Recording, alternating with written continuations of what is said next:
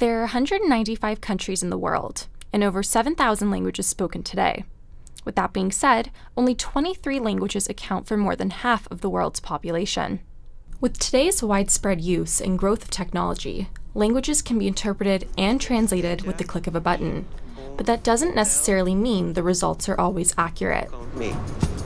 Aqui no Brasil, motel só é para encontro sexual. Aqui no Brasil. Não, porque hotel. No Brasil. Hence why the interpretation and translation industries today are still reliant on people to provide the most accurate conversions of languages possible over technology. As of right now, technology hasn't fully taken over interpreters and translators' jobs, but it could be coming. Welcome to the world of translation and interpretation.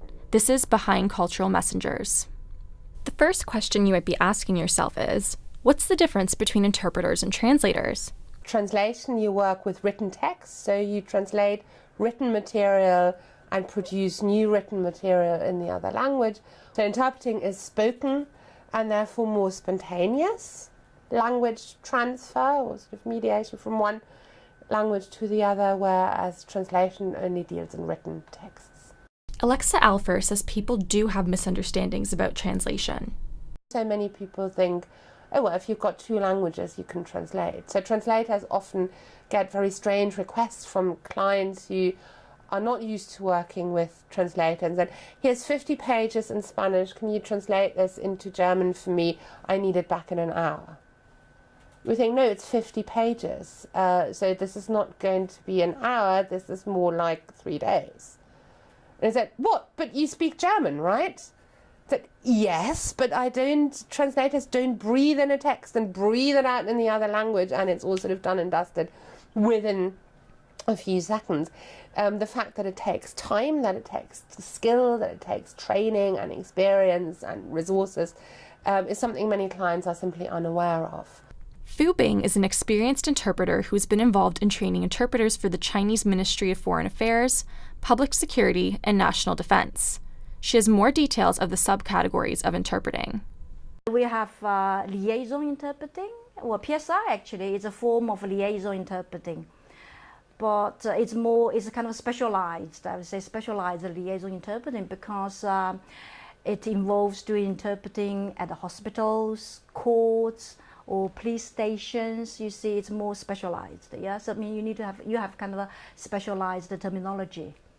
Yeah, so but it is in terms of mode, it's kind of a liaison interpreting. People just give different names to that. Some people call it public service interpreting. Some call it community interpreting, and I think they belong to liaison interpreting. That's a very basic one. Yeah, and it's kind of three-cornered, and so. If you want to just move further and you get to conference interpreting. She also discusses what skills would be valuable to have as an interpreter. In most cases, you see, and for most interpreters, they have to know how to take notes. It's interpreters' notes, which are not shorthand, which not. It's different from your lecture notes. You see, it's only for the interpreters. Yeah, it's an interpreter's note, very personal. So for consecutive, you see, you need to have memory skills, you need to have note-taking skills, and for simultaneous interpreting, I say the chunking, split attention, etc.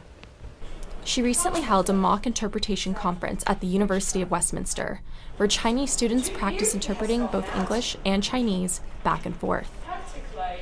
Many translation and interpretation graduates attempt to work for interpretation companies here in London.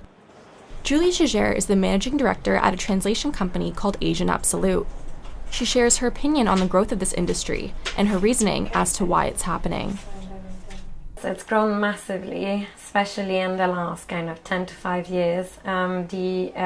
Lately, the artificial intelligence have had a huge impact in our industry. There's a lot of interest coming from private equities and other sort of investment that are coming to this industry because they're interested by the possibilities.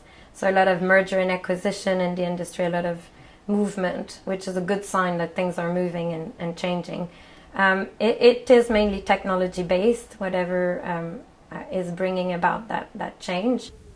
So will technology be at the same level of human translators anytime soon? Christopher Taco, a machine learning engineer who's based in London, thinks translators and interpreters should embrace technology and learn how to adapt to it, instead of fearing that it might take people's jobs.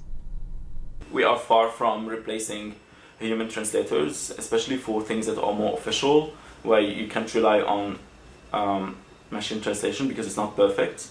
But eventually it could possibly be enough reliable enough to be used in everywhere. And I think that's not necessarily a bad thing. It could be difficult for people to lose jobs.